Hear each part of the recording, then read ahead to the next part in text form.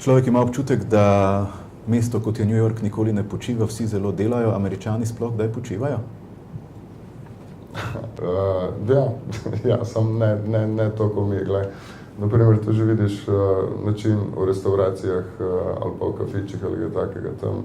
Če greš v restauracijo, mize so zelo majhne, zelo hiter, frekvenca gostov se obrača, hitro plačaš, greš.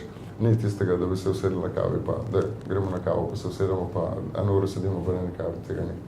Občutek imam, da smo vedno slej ko prej že spet pri hrani.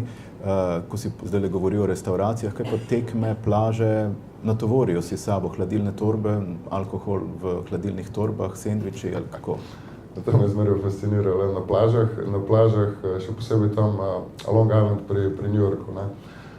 Greš na tisto plažo in je vroče in hodijo na plažo in že tako so malo obilnejših kilogramov in pol vlečejo za sabo tiste ogromne hladilne skrinje in se matrajo, da pridejo do plaže, pa postavijo tiste morele, šotore in prva stvar, kaj je, da mu zdaj jesti. In pa se je in mogoče malo plava vmes. Alkohol je v javnosti prepovedan. Kako zakrijejo?